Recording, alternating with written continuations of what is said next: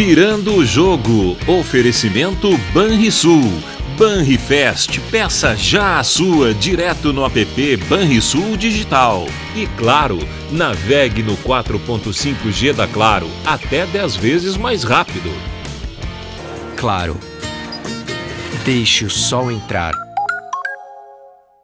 Muito boa noite, sejam bem-vindos a mais uma edição do programa Virando o Jogo, aqui pela RDC TV, canais 24 ou 524, na Claro Net TV, para todo o estado do Rio Grande do Sul. E para o mundo todo, através das nossas plataformas digitais. Você pode acompanhar o nosso programa, bem como toda a programação da RDC TV, através do nosso portal, rdctv.com.br.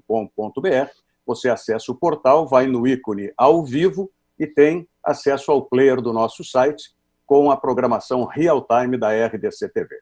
Agora, se você preferir as lives dos programas, como está acontecendo nesse momento com o Virando o Jogo, nós estamos presentes em todas as redes sociais.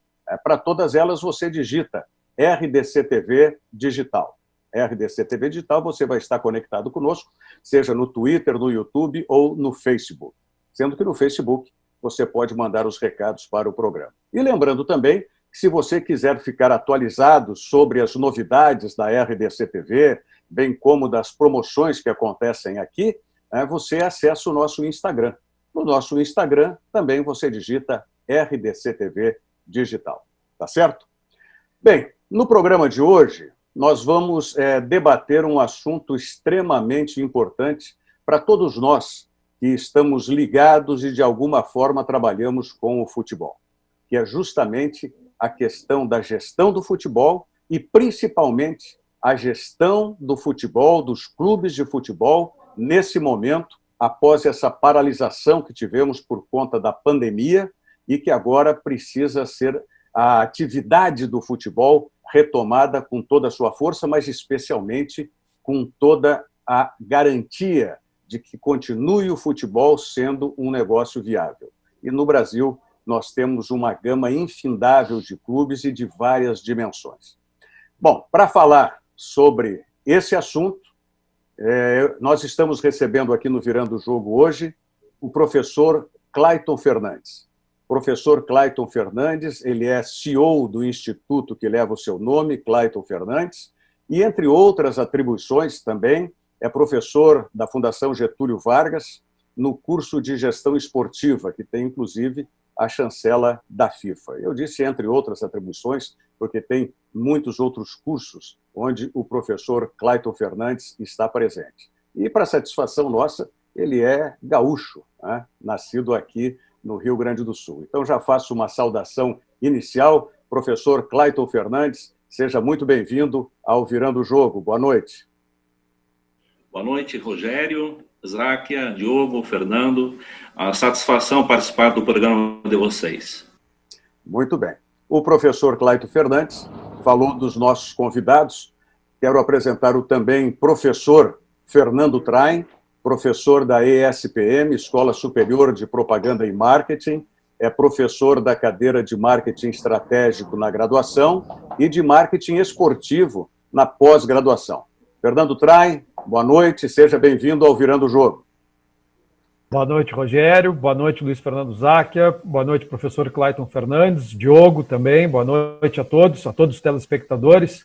Muito legal estar aqui de novo, nesse formato um pouquinho diferente, para a gente debater um tema que tem muito interesse e as pessoas acabam sendo atraídas, né? Então, obrigado pelo convite, estou realmente à disposição para a gente fazer um bom debate aí no teu programa. Muito obrigado. Professor Luiz Fernando Záquia, e eu chamo de professor com muito orgulho porque é professor de futebol, sim.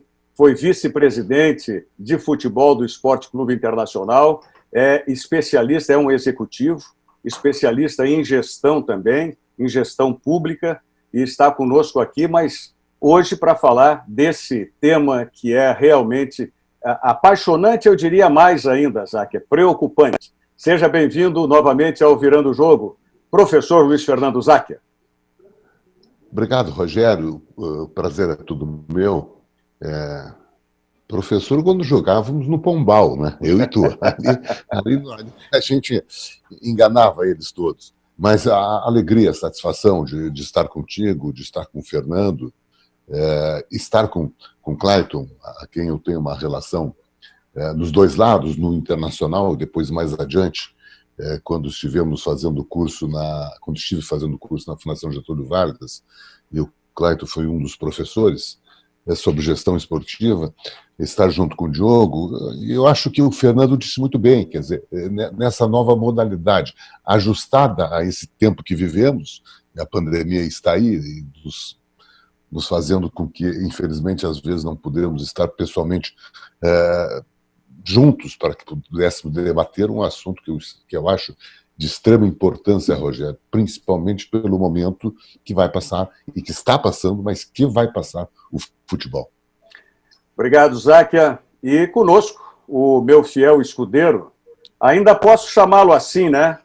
Eu sei que está indo para novos ares aí, e isso sempre é importante.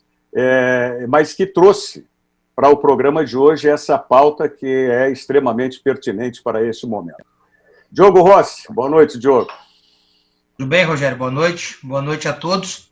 Vou aproveitar para aprender, né? Vou ficar aqui ouvindo, aprendendo um pouquinho, né, com os nossos convidados participantes hoje aqui do programa, que nos orgulham da sua presença.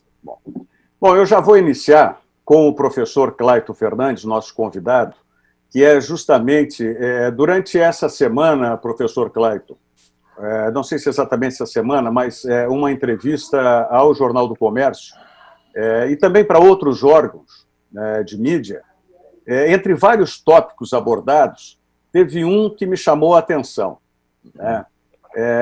Foi dito pelo senhor de que os clubes brasileiros, no geral, teriam em torno de, nesse período que não teve faturamento, um prejuízo ou um buraco, vamos usar a expressão que é mais comum, um buraco em torno de 1 bilhão de reais.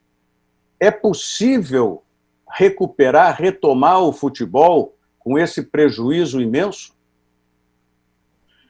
Possível que esse valor de receita minimizada em 2020 em relação a 2019, Rogério e demais, chegue até a um pouco mais de 1 bilhão. Eu acredito estimo que chegue a 1,5 bilhão de reais, a menor. Em função do quê? Receitas minimizadas de bilheteria inexistentes, minimizadas também, minimizadas as cotas de patrocinadores, uma inadimplência muito grande de sócio-torcedor, match day, que é a venda de produtos, onde que o sócio-torcedor se deslocava até o estádio, tem lá as lojas, enfim, assim como tem franqueadas espalhadas aí pelo estado, pelo país, dos respectivos clubes, também decaíram em função da não possibilidade de aglomeração, em alguns locais, inclusive, lojas fechadas, enfim, receitas minimizadas. Se esperava que houvesse uma transação agora em agosto e setembro de atletas que poderia ajudar, auxiliar a tapar esse buraco de receita minimizada. No entanto, não está se confirmando tanto quanto se esperava, com algumas exceções, como, por exemplo, o Cebolinha, foi vendida pelo Grêmio, enfim, mas se esperava que os clubes conseguissem vender mais, transformar a venda de jogador em euro, que está numa proporção aí de 6:1, né, comparado com o nosso real, e isso, com certeza, ajudaria bastante a solucionar o problema de cash flow, de fluxo de caixa. Agora, eu vejo que, uma vez o que se perdeu de receita não vai se recuperar. É que nem aquela analogia de sono perdido, não se recupera mais. Então, a receita perdida não vai recuperar. O que os clubes têm que fazer? Os clubes têm que, de uma vez por todas, me parece que o advento da pandemia acelerou esse processo, tem que implementar um modelo de negócio profissionalizando o clube em todos os seus níveis. O que se vê é que dentro das 4 linhas, a começar pelo executivo de futebol, comissão técnica, plantel, sempre foram, e aí o Záquia pode falar isso muito bem depois, ele que é professor realmente do mundo do futebol, lá dentro sempre existiu profissionalismo. No entanto, fora das 4 linhas, e aí é que é chocante até, e é conflitante o modelo de gestão implementado na maioria dos clubes, independentemente de tamanho, fora das 4 linhas, nas áreas administrativa, financeira, marketing, a parte de infraestrutura, jurídico, todas as áreas de apoio não contemplam os mesmos profissionais com a expertise dos profissionais que estão dentro das 4 linhas. Por quê? Porque esses cargos são ocupados por pessoas que normalmente são até familiares de dirigentes, são conselheiros não remunerados, enfim, existe aí uma gestão conflitante. E isso é que tem que ser resolvido dentro dos clubes de maneira geral de futebol brasileiro. Então a Receita não vai recuperar. Agora é preciso que os clubes tomem, principalmente aí o Fernando que está conosco da área de marketing, os clubes têm que ter ações fortes, efetivas, de geração de receita através do departamento de marketing. Bom, vamos por etapas, já que o professor Clayton citou inicialmente o Luiz Fernando Záquia sobre essa questão da gestão do futebol, e sempre lembrando que o Luiz Fernando Záquia, após ter sido vice de futebol, fez justamente esse curso de gestão executiva do futebol. Né? E poderia até traçar um paralelo, Záquia, justamente entre esses 2 momentos aí, do que você viveu e do que hoje você vê a estrutura de um clube de futebol. É interessante, Rogério, é interessante que na época que lá estive no futebol, ou envolvido no Inter, era uma época da sua estrutura extremamente amadora. Né? E é uma direção formada por pessoas não profissionais, formado às vezes por um grupo de amigos ou um grupo de conselheiros que tem uma participação em algum movimento político interno, e que vão, como dizia o Clayton, né, em setores vitais de um clube de futebol, que era a questão administrativa, que era a questão de marketing, que era a questão jurídico e essencialmente o futebol, eram todos não remunerados, eram todos amadores, eram todos, às vezes, até despreparados para aquela função. Mas, pela relação política interna, eles ocupavam os cargos e, de uma maneira amadora, dedicando parte do seu tempo para o clube era gerido, era administrado dessa maneira. Na medida que se avançou um pouco no profissionalismo e numa área salutar, a primeira que talvez tenha sido profissionalizada foi o marketing, porque os clubes começaram pela necessidade de buscar novos recursos, novas fontes de receita, entendiam que no marketing ali tinha recursos que o clube não os buscava por sua incompetência ou por a falta de profissionalismo, e começaram a profissionalizar, começaram a contratar profissionais da área, uma marca muito forte, Grêmio, Inter, quer dizer, que tinha um apelo extremamente importante, e enfim, com acesso aos mercados, e, bom, acendeu uma luz e os clubes começaram a ver com o profissionalismo um caminho a ser adotado. A segunda etapa foi profissionalizar o futebol, não no seu todo, mas que pudesse colocar um gestor, um gerente, não um gestor, um gerente, um executivo de futebol, e esse executivo de futebol subordinado a uma vice-presidência política, ele conseguia fazer com que desse esse caráter profissional, mas ele não tinha todo o comando. Ele não era o gestor orçamentário. Ele exercia as determinações do vice político, do andar de cima, que em tese trabalhava no seu orçamento de uma maneira amadora. não profissional. Veja bem, então eu tinha um amador, eu continuo tendo um amador. Se nós pegarmos os vice-presidentes, tanto do Inter do Grêmio, eu digo amador na questão que não são profissionais da área, mas são aqueles que gerem esse orçamento, e abaixo deles tem os seus executivos de futebol, que são subordinados a esta política. Então, no meu entendimento, ainda continuamos muito distante daquilo que penso que é o ideal, Rogério. O futebol, vai pegar o orçamento internacional, vou falar do Inter, é 200 e poucos milhões só no futebol. Quer dizer, eu não posso botar, com todo o respeito e carinho que se tem pelas pessoas que lá estão sempre, botar uma estrutura amadora para quem vai ter a responsabilidade de trabalhar um orçamento de mais de 200 milhões. Quer dizer, num erro, numa contratação de um jogador, é um prejuízo impagável. Quer dizer, se compra um jogador por 10, 20, 30 milhões e daqui a um pouco ele não dá o resultado, se faz um contrato de 5 anos com um atleta pagando 200, 250, 300 ou mais, ou os casos que nós temos recentes, tanto no Inter como no Grêmio, de mais de 500 mil reais por mês, com jogadores de contrato longo que não foram cumpridos. Quer dizer, se rasgou esses recursos dos clubes, quer dizer, pela absoluta falta de profissionalismo. Fui vice-presidente de futebol e digo que o vice-presidente de futebol hoje, de Inter, Grêmio, Palmeiras, São Paulo, tem que ser necessariamente remunerado e tem que viver para o clube 24 horas. Ele não pode, Rogério, ele tem as suas vidas, ele não pode...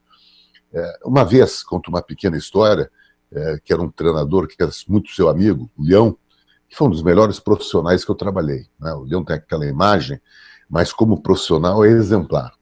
E o Leão, um dia fui jantar com ele perguntou, Záquia, eu era vereador, então nós estamos falando isso em 1999. Ele disse, quanto é que é teu salário?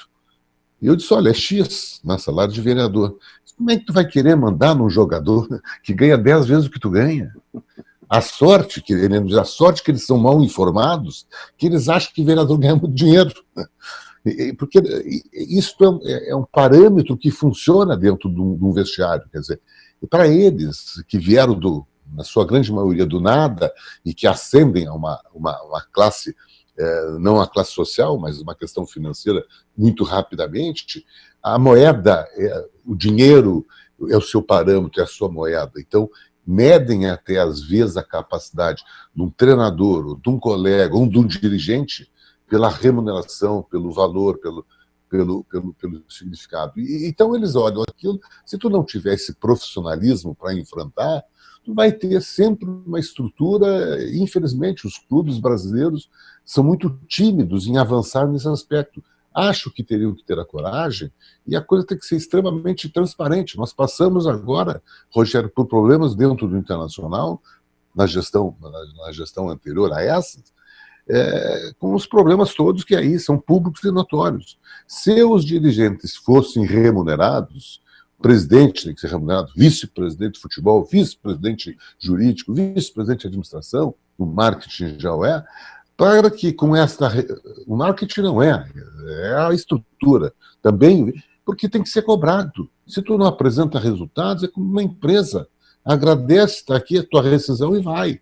Tu não fica naquele problema político, porque tem que manter, porque é do meu grupo, e às vezes o clube colhe resultados esportivos muito aquém do que pode, e gasta muito acima do que deveria. Quer dizer, isso é, sem dúvida alguma, no meu entendimento, a falta do profissionalismo. Caminhamos, acho que lentamente caminhamos numa direção, acho que aí as competições mundiais nos mostram, principalmente da Liga Europeia, nos mostra o caminho dos clubes. Mesmo aqueles que não são de empresas, têm uma estrutura profissional. Mesmo os clubes que não têm dono, que eu acho que esse é o perfil que nossos clubes, na sua maioria, seguirão, sem ser uma SA, ou ter um dono. Talvez o Botafogo queira caminhar por esse caminho, mas o Botafogo não tem uma representatividade do Inter e do Grêmio. Mas talvez esse espelho do sucesso dos clubes europeus façam que nós possamos cada vez mais profissionalizar a estrutura dos nossos clubes. Professor Fernando Traem, justamente a respeito dessa questão do marketing. A gente vê alguns clubes com o marketing já bem profissional, né, na sua gestão completa, mas outros clubes ainda não, e alguns que num determinado momento têm um profissional na área, mas depois terminam voltando atrás ainda nessa questão meio de diretoria amadora, né? Qual é a tua visão sobre isso? Rogério, é bem interessante as abordagens que o Luiz Fernando Zacchia fez, o professor Clayton também. Tem alguns pontos bem interessantes, convergentes e às vezes divergentes, né? Eu concordo com o Zacchia. Eu me lembro que eu tenho uma fita VHS, olha só, com algum material, foi um programa da TV Cultura, em algum momento, 1900 e alguma coisa, que o falecido J. Ávila, que foi depois, né, diretor, dono da Tráfico Esportes, ele dizia exatamente nessa linha do Luiz Fernando Zacchia, ou seja, isso 90 e alguma coisa. Porque o nosso modelo, ele dizia o seguinte, que os dirigentes deveriam ser remunerados, né? Faltou só complementar isso. E até porque o nosso modelo, ele também ele é muito parecido, por exemplo, com o modelo espanhol e português. Ao contrário dos demais países que tem um dono, tem um sheik, tem um investidor, tem algum milionário por trás, o nosso modelo de clube nasceu na sociedade, né? Então é interessante, eu vejo como interessante esse movimento do torcedor poder ser sócio do clube, ser dirigente, ser conselheiro do clube, ser dirigente e quem sabe até ser presidente. Só que hoje a gente não tem mais espaço para esses heróis, digamos assim, porque o que se espera hoje é que ele tenha dinheiro para se sustentar, né? Ou seja, isso está cada vez mais difícil. Então, eu concordo com essa ideia de que o dirigente ele poderia nascer no próprio clube, né? Ele poderia ter essa visão de negócio, ele poderia receber algum tipo de educação esportiva, de algum aprendizado profissional nessa área, e aí, consequentemente, ele ser remunerado de acordo lá com as possibilidades, presidente, vice-presidente, enfim, né? E tem alguns aspectos também que eu acho que são bem interessantes, porque quando a gente faz a comparação, por exemplo, com os grandes clubes europeus, vamos pegar lá um Manchester da vida, que hoje até não está numa fase muito boa, enfim, né? Mas se a gente visitar lá o Manchester, se a gente visitar o PSG, se a gente visitar lá o Barcelona, a gente vai ver que a área de marketing, por exemplo, tem muita gente atuando, né, em diferentes focos, com diferentes possibilidades. E eu não estou culpando aqui as áreas de marketing dos clubes, muito pelo contrário, eu sei do esforço que eles fazem, inclusive porque eu já trabalhei no próprio Internacional, mas o que acontece? Muitas vezes o dirigente tem aquela visão de que eu vou botar um dinheiro maior naquele centroavante que vai me garantir lá o Campeonato Gaúcho, o Campeonato Regional, o Campeonato Brasileiro, enfim, alguma coisa nesse sentido, e deixa de investir, deixa de olhar um pouquinho mais para algumas atividades e algumas áreas de apoio do clube, né? Como é, por exemplo, a área de marketing. Só que se a gente fala com marca, né? Marca hoje tem um valor muito significativo. Então, a gente tem que rever, eu acho que esse aspecto, eu acho que a gente tem outras possibilidades. No curso de férias, que normalmente tem muitos jovens participando, a gente percebe que vem uma visão muito interessante, que daqui a pouco, sim, a gente pode aproveitar esses talentos também, muito bem capacitados, né, também dentro das estruturas do clube. Eu acho que essas abordagens que tanto o professor Clayton, tanto também o Luiz Fernando fizeram, elas são convergentes nesse sentido. Eu acho que a gente tem, sim, um espaço para profissionalizar, ainda que a gente tenha esses movimentos, né, às vezes mais fortes, às vezes com algum tipo de recuo, mas a gente tem mais espaço aí para profissionalizar todas as áreas dos clubes e do futebol brasileiro como um todo. Obrigado, Trai. Diogo Rossi, por favor, tua pergunta. Ouvindo um pouco da explanação de todos, eu tenho uma dúvida em relação a algo que li, né, em uma participação do professor Clayton, que é justamente aproveitar esse momento para utilizar ele para uma nova ordem do futebol. Né? O senhor fala uma nova ordem do futebol, uma outra possibilidade. Eu sou muito cético, mas já ouvi muitos professores de marketing, muitos especialistas dizerem que são nos momentos de crise que se aproveitam as oportunidades para crescer, para se alavancar. Eu queria entender um pouco sobre essa nova ordem que o senhor fala, e especialmente sobre essa ideia de utilizar os momentos de crise para crescer, para catapultar? Eu vejo assim, Diogo, que os clubes, de maneira geral, estão encurralados. O que significa dizer isso? Estão endividados, receita caiu muito, muito, a despesa mesmo com renegociação de salários, com fornecedores, não caiu na mesma proporção. Por si só, desde o advento da pandemia, de março para cá, já tinha problema antes da pandemia de fluxo de caixa. A pandemia piorou esse fluxo de caixa, porque as despesas não diminuíram na mesma proporção que a receita. Então, essa nova ordem, muito bem formulada a sua pergunta, ela remete ao clube necessariamente ter que implementar um planejamento estratégico. Isto representa dizer que tem que passar por uma modernização, revisão do estatuto, que a maioria dos estatutos dos clubes estão arcaicos, ultrapassados, e aí dá para amarrar uma série de questões, como, por exemplo, rever a quantidade de conselheiros hoje que existem dentro do clube. Tem conselheiros que estão lá só para constarem, mas não participam das ações, nem financeiramente. Algo que o Bahia fez. Ao rever e atualizar o seu estatuto, passou de 300 para 100 conselheiros, mas todos ativos. Então, isto é apenas um exemplo de revisão e modernização do estatuto. Um outro ponto que o Zaca muito bem colocou é de que no estatuto é possível prever a remuneração de todos os diretores, mesmo aqueles que fazem parte da diretoria. Mesmo que os clubes hoje estejam dentro de um regime de associação sem fins lucrativos, é preciso que o clube, através do planejamento estratégico, ou seja, definição da sua estrutura administrativa, o organograma geral do clube tem que ser previsto. A partir disso, estabelecer objetivos, metas, indicadores, estratégias, tática, plano de ação para todas as grandes áreas e, na sequência, as pequenas áreas dentro de cada grande área do organograma. Trabalhar com o tempo. Eu vejo o planejamento estratégico, depois de estabelecido, ele funcionar durante 3 anos com revisão e monitoramento sistemático.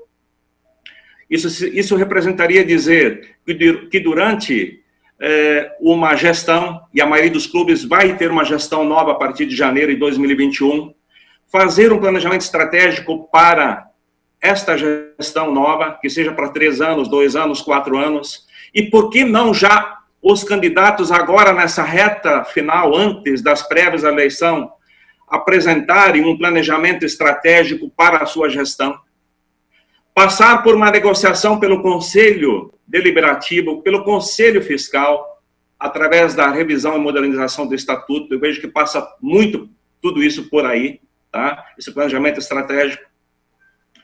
A partir disso, o Zac está muito apropriado para falar isso. Dentro do planejamento estratégico, qual é o core business, a atividade principal de um clube de futebol? É o futebol.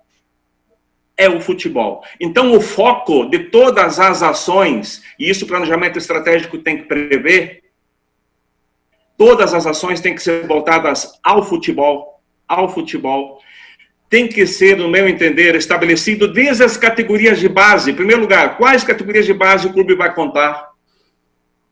Comissão técnica, quantificar o planejamento estratégico, ou seja, linkar o planejamento estratégico orçamentário, quantificar. Dentro do futebol ainda, quais categorias de base o clube vai atuar, quem será a comissão técnica, quantos jogadores vão formar cada nível.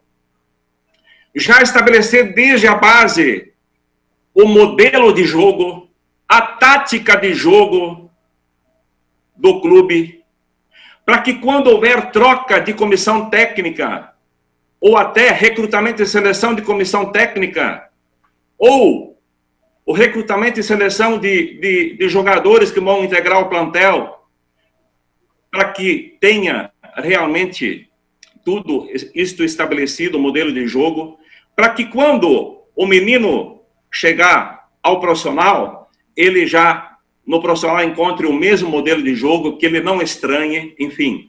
Isto é que eu vejo um clube, a partir do estabelecimento do planejamento estratégico, orçamentário, definir dentro do futebol o que se quer, quantificar isso.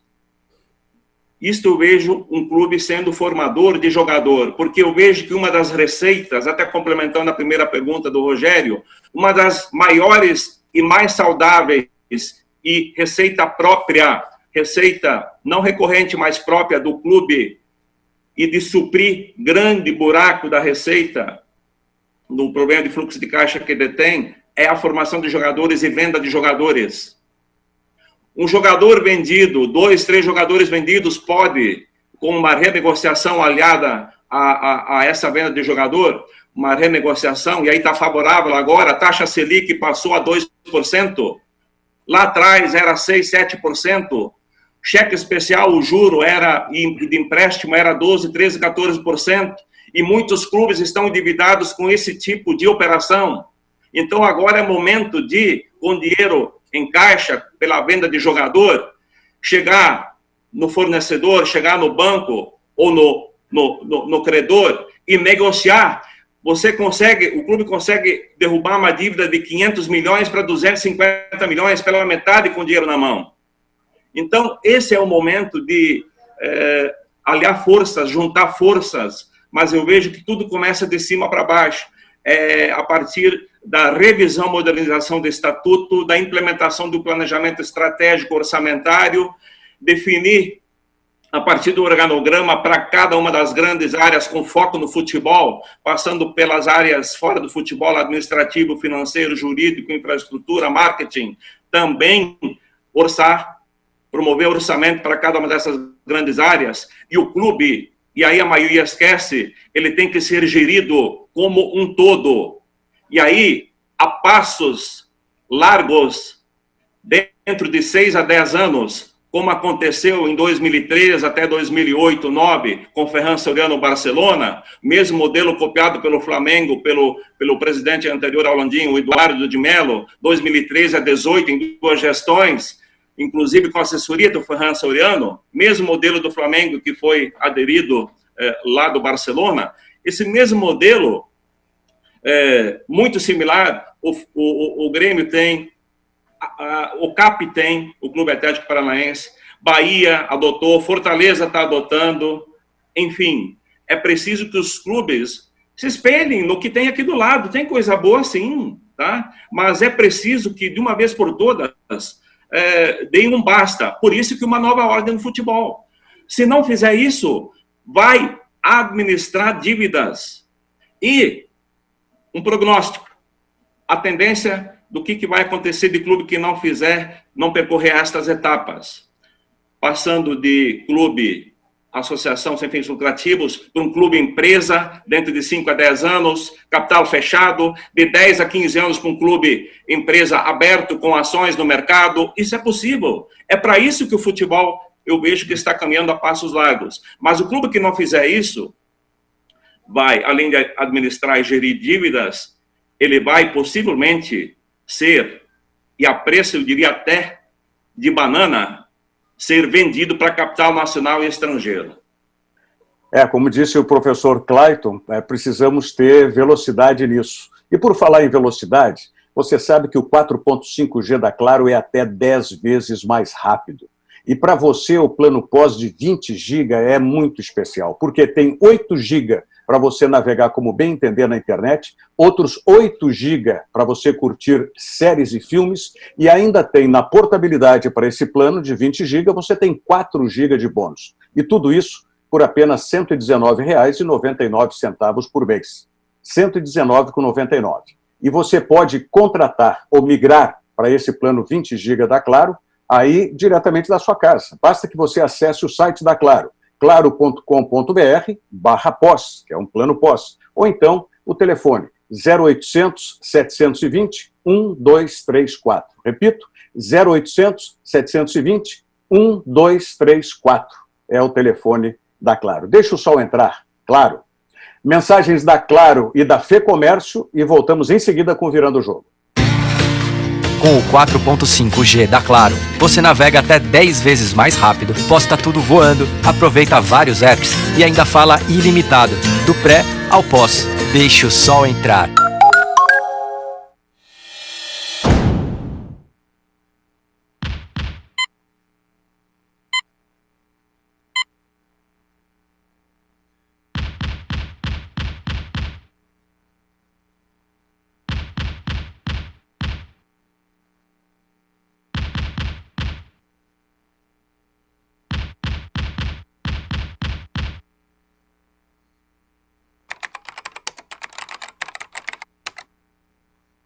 Você viu aí, né? Deixe o comércio trabalhar, é o que diz a FEComércio. Mais informações, você acesse o site da FEComércio, fecomércio-rs.org.br. E se você está com vontade de viajar, os hotéis e a pousada do Sesc já estão reabertos, funcionando com aquele protocolo, conforme todos os decretos e com absoluta segurança, para que você possa desfrutar o melhor possível do que lhe oferecem os hotéis e a pousada Sesc. E tem mais, veja o que está aguardando aí. Crianças até 12 anos, grátis, não pagam. Você tem ainda um novo tarifário como opção. E, além disso, pode parcelar em até 12 vezes. Mais informações você tem diretamente no site do Sesc, sesc-rs.com.br/hotéis. Falávamos antes a respeito dessa transformação, mas quando que nós teremos todos, né, na hierarquia, como o Luiz Fernando Zacchia falou antes, desde o presidente, todos remunerados, profissionalizados? Será que os clubes brasileiros vão deixar de ser associações para serem empresas realmente? Tem essa experiência do Botafogo, mas teria que mudar toda uma legislação, né? Como é que será que a gente pode enfrentar e chegar a isso, Zacchia? Rogério, o Bahia já caminha um pouco nessa direção na questão da remuneração, né? O futebol e a presidência são remunerados, assim como o marketing, e o jurídico já é terceirizado. O Bahia é um clube que nós temos que prestar atenção. É um clube localizado num estado que não tem a potencialidade, por exemplo, que tem o Rio Grande do Sul, na questão de futebol, na questão da história dos seus clubes, mas que, em termos de gestão, avança, né? Ele está tendo, é um clube popular, mas ele está inovando nisso, vai buscar resultados. Assim como o próprio Atlético Paranaense, é um clube que se moderniza, eles têm buscado, como disse o Clayton, né, experiências bem-sucedidas de clubes europeus, e clubes europeus, eu digo, clubes Espanha, Portugal, mas mais a Espanha, a Itália e a Inglaterra já tem aquele outro conceito de clube de futebol, que eu acho que o Brasil teria um pouco mais de dificuldade. O Clayton já é mais um entusiasta nisso, de botar ações no mercado, enfim, os sócios participarem. E eu ainda sou um pouco mais receoso nesse aspecto. Eu entendo que esse é um caminho natural que vai acontecer, só que me parece que não com a velocidade que o entusiasmo do Clayton nos demonstra. Porque ainda existem muito cacique, não só nos clubes, mas principalmente em federações. Eles comandam as competições esportivas, e os clubes de futebol, essencialmente, são clubes de futebol, eles são voltados para o futebol. E quando a gente vê que a maioria das federações do Brasil não são federações modernizadas, não tem uma visão de atuar junto à modernização desses clubes, que é uma maneira que parece que eles perdem o poder. A própria CBF também trabalha muito nessa linha, melhorou um pouco, mas ainda continua com aquele ranço do controle total e absoluto, poder total e absoluto do futebol, e fazendo com que hoje CBF mais televisão comandam um espetáculo. Quer dizer, os clubes não têm a voz que me parece que deveriam ter. Porque me parece com muita clareza, né, neste ano de pandemia, tanto o Fernando como o Clayton se referiam a isso, as receitas dos clubes ficaram única e exclusivamente voltadas à televisão, e aqueles clubes como o Internacional, o Grêmio, mais 2 ou 3 que têm um quadro social considerável, ainda conseguem buscar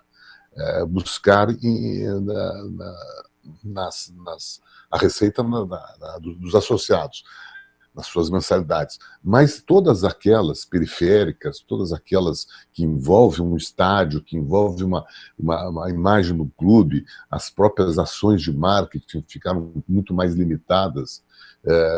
Eu tenho um exemplo pessoal, eu tenho um filho que mora nos Estados Unidos, quis comprar uma camisa nova do Inter, não de jogo, mas de treino. Eu não consigo, quer dizer, tem dificuldade para fazer isso. Quer dizer, é inadmissível, né? Nós pensarmos nisso é inadmissível nesta época que os clubes cada vez mais dependem de atividades como essa, dependem de receitas extraordinárias. Então, tu está refém hoje da televisão, tu está refém de uma ditadura da CBF exercendo sobre o comando do futebol, porque eu não consigo entender por que não mudaram a formulação deste Campeonato Brasileiro. E a formulação, porque o futebol, quando perde a torcida, pode notar que o seu encantamento diminui, Rogério. Mesmo tu assistindo na televisão, uma coisa é tu assistir na televisão um Grenal lotado na Arena ou no Beira-Rio, outra coisa é tu assistir um Grenal como eu assisti vazio. A emoção é outra. O interesse do torcedor vai começar no decorrer da competição, não vai ser o mesmo que era meio ano atrás, ou que era antes da pandemia. Se os seus clubes começam a não estar bem nesta competição, tu começa a perder o interesse, tu começa a perder o entusiasmo, tu começa a se distanciar do clube. Este me parece o maior perigo. Primeiro que tu vai adquirir um novo torcedor, que é o torcedor da televisão, que antes ele estava acostumado, ele tinha os pacotes de pay-per-view para assistir algumas partidas, agora não, é 100% do futebol pela televisão. Eu começo a perder o hábito de ir ao estádio, eu começo a criar uma comodidade, uma facilidade de assistir na minha casa, etc. E aí também perco... Por favor. Não, conclui, por favor, Fernando. E eu também começo a perder, Rogério, o torcedor pelo encantamento do futebol. Ele não é igual, ele não tem aquela emoção que uma torcida, que um estádio cheio, que um barulho da torcida cria no ambiente dentro do campo. Isso vale muito. E é isso que eu quero, em seguidinha, perguntar para o professor Fernando Traim, né, que é da área justamente de marketing, como recuperar isso. Né? Mas, por falar em recuperar, se você quer recuperar o seu condicionamento físico ou quer emagrecer, é com o professor Leandro Brandão no CT Ciclo 21. E você tem a oportunidade agora, que o CT está funcionando, de você optar por aula presencial ou aula virtual. Mande um WhatsApp para o CT Ciclo 21 para o professor Leandro Brandão. 51 o código de área, 99783-1477. Repito, o WhatsApp do CT Ciclo 21, 99783-1477. Fernando Traim, como recuperar esse encantamento aí que falou o Zac agora há pouco, que o torcedor corre o risco de perder? Aí tem uma questão importante, né, que eu estava vendo uma matéria, vou fazer uma conexão aqui um pouquinho diferente. Estava vendo uma matéria de uma dona de um restaurante que ela abriu seu negócio, acho que foi em São Paulo, e ela disse, as pessoas têm medo de vir aqui ainda, né? Ou seja, por mais que esteja lá um ambiente controlado, que tenha lá os protocolos, né, para poder receber, uma capacidade menor e tal, as pessoas não estão vindo. Então, se a gente considerar que o futebol hoje ele está no segmento de entretenimento e lazer, ou seja, então isso vai ser um problema. Mas, por outro lado, né, a gente tem no futebol hoje algo que a maioria das marcas não tem, talvez uma ou outra tem alguma coisa parecida, né? Que é essa questão da emoção, da paixão, que eu acho que isso sim tem que ser explorado sempre, né? Explorado no bom sentido, por favor. Então a gente tem que resgatar isso de alguma maneira. A gente teve alguns movimentos interessantes durante a pandemia, quando os jogos não estavam acontecendo. A gente via muito isso nas redes sociais, por exemplo, né? Só que eu acho que a gente tem que ter mais força nesse sentido. A gente tem que tentar, através da paixão, buscar esse torcedor. Claro, no momento que houver essa possibilidade, a gente não pode ainda frequentar o estádio, evidente que não. A gente ainda tem restrições, inclusive, de circular no próprio complexo esportivo. Eu estou falando aqui de um modo geral. Então, a gente tem que pensar um pouquinho nessa questão da paixão, desse vínculo emocional que a maioria dos clubes, né, tem em relação aos seus torcedores. E que isso se transfere também para os seus patrocinadores, né, para os seus fornecedores, enfim.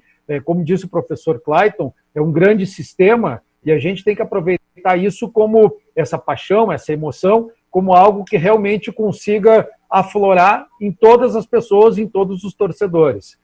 Não é um trabalho muito simples, né? Eu diria que todos nós, nesse momento, a gente está muito ainda tentando entender o que está acontecendo, né? A gente tem muita informação e desinformação ao mesmo tempo, mas eu tenho certeza que esse vai ser o caminho daqui para frente. Buscar pela paixão, pela emoção, por esse vínculo emocional que os clubes oferecem, especialmente no futebol, né, que os clubes oferecem aos seus torcedores. Esse vínculo de paixão, esse vínculo, essa afinidade que fala o professor Fernando Traim, eu quero trazer para vocês aqui um exemplo que eu tenho falado no programa, que é o do restaurante Churrascaria Santo Antônio, porque é justamente esse vínculo que está fazendo com que as pessoas voltem a frequentar, agora que está permitido pelas autoridades públicas, a frequentar o restaurante, ainda de segunda a sexta-feira. Mas tem o sistema de teleentrega e o sistema takeaway, que isso sim está disponível para almoço e para jantar lá no restaurante Santo Antônio. São 85 anos dessa relação, né? Dessa relação afetiva realmente. É a churrascaria mais antiga do Brasil. E os filés que são incomparáveis e inesquecíveis do restaurante Churrascaria Santo Antônio. Ligue 32 22 31 30. 32 22 31 30 para você ter em sua casa, não é? Todas as delícias, os filés do Santo Antônio. Vamos às mensagens da Claro e do Banrisul e voltamos em seguida com o Virando o Jogo para o segmento final de hoje. Com o 4.5G da Claro, você navega até 10 vezes mais rápido, posta tudo voando, aproveita vários apps e ainda fala ilimitado, do pré ao pós. Deixe o sol entrar. Estamos vivendo um momento diferente, de se resguardar e proteger o próximo. Pensando nos nossos clientes e na comunidade, tomamos as medidas necessárias para esse momento. Conte com os canais digitais do Banrisul e procure o atendimento presencial só quando for indispensável. No aplicativo Banrisul Digital, você gerencia sua conta pessoal e empresarial, faz transferências, pagamentos e até depósito de cheques, tudo com segurança e de onde você estiver. Banrisul e você. Nossa parceria faz a diferença. Você viu aí, realmente, essa parceria entre o Banrisul e você é que faz a diferença. E agora tem a Banrifest, a pulseira por aproximação do Banrisul. Você pode solicitar, pedir a sua pulseira através do Banrisul Digital. Vá no menu Meus Cartões e você faz a solicitação da pulseira e depois você utiliza a pulseira, a Banrifest, apenas por aproximação, não precisa levar cartão de crédito para fazer as suas compras. Vista a Banrifest. Bom, Diogo Rossi, bola contigo.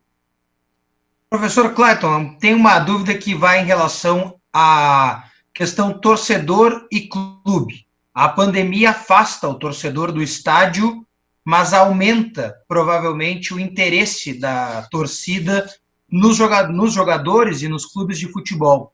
O senhor acha que nessa tentativa de reformulação, e especialmente para sair dessa crise financeira que os clubes estão se envolvendo, essa relação de paixão pode ajudar ou pode até atrapalhar? Com certeza, Diogo, vai ajudar. Os clubes têm que estar atentos a dois vetores de receita. Um, mencionei há pouco na sua pergunta, que é a venda de atleta. A partir da formação desse atleta, nas categorias de base, sobe ao profissional, muitas vezes nem sobe, porque hoje está difícil de reter atleta em clube brasileiro, é vendido antes, e a segunda fonte de receita é essa que você traz. É a do sócio-torcedor. Quem é que paga o pay-per-view? É o sócio-torcedor. Quem é que compra os produtos do clube? É o sócio-torcedor. Só que os clubes têm que estar muito atentos, o Fernando explanou isso muito bem, de que tem que tratar, por exemplo, uma dupla Grenal, tem que cuidar do seu sócio-torcedor no entorno, aqui, Porto Alegre, onde que é a base dos clubes, mas não pode esquecer dos seus torcedores que estão nos outros estados e que estão até no exterior. Então, é preciso ter ações de marketing. Por exemplo, uma camiseta. O clube pode trabalhar uma camiseta em 4 formatos, no meu entender. Aquela top de R$500. Uma segunda por R$300. Uma terceira, 180. E uma quarta de R$50. Significa dizer que atinge todos os públicos de sócio-torcedor. E o sócio-torcedor, eu diria assim, vou mais além, dentro do planejamento estratégico e financeiro do clube, orçamentário, eu faria assim, a sugestão que eu daria para os clubes é essa. Para cada R$1 de sócio-torcedor, eu pegaria 50 centavos e investiria no futebol, base ou profissional, e os outros 50 centavos eu pegaria para quitar dívida. Usaria essa estratégia. Então, venda de jogador mais receita de sócio-torcedor, essas duas receitas, com certeza, além de permitir promover investimento no futebol, vão tirar os clubes do passivo financeiro. Muito bem. Bom, nós estamos chegando no final do programa, eu tenho aí 30 segundos, né, para cada um. Queria já antecipar os agradecimentos, inicialmente ao professor Fernando Traim. Muito obrigado pela participação, mais uma vez, aqui no Virando o Jogo, Traim. Obrigado, Rogério. Obrigado aos demais colegas aqui de bancada. O tema é sempre muito interessante. Estou sempre à disposição para a gente discutir mais. Um grande abraço a todos. Muito obrigado. Também um agradecimento ao, como eu disse, professor em futebol, amigo de longa data, Luiz Fernando Záquia, né, ex-vice-presidente de futebol do Internacional. Muito obrigado, Nando.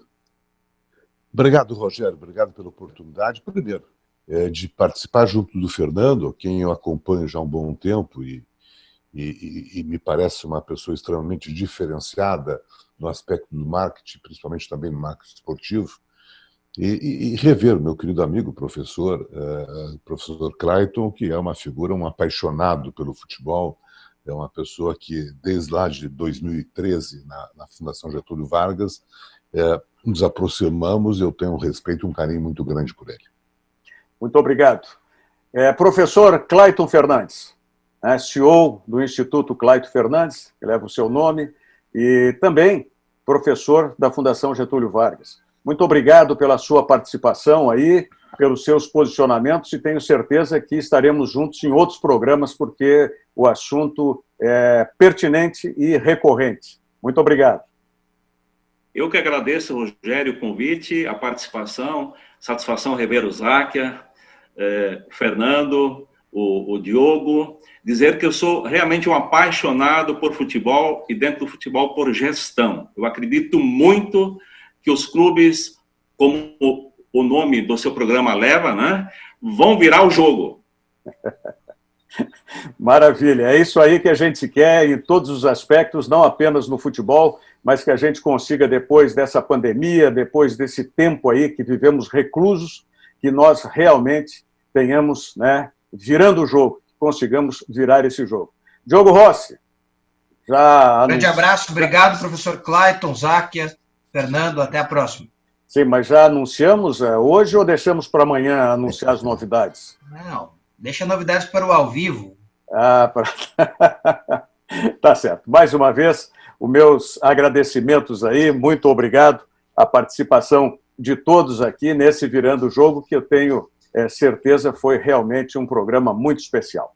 E o convite para que vocês permaneçam conosco aqui na RDC TV, porque na sequência está chegando o Cadu Oliveira com o programa Dois Toques. E nós, com o Virando o Jogo, voltamos amanhã, 8h15 da noite. Tchau, muito obrigado. Virando o Jogo. Oferecimento Banrisul. Banrifest. Peça já a sua direto no app Banrisul Digital. E claro, deixe o sol entrar. Claro,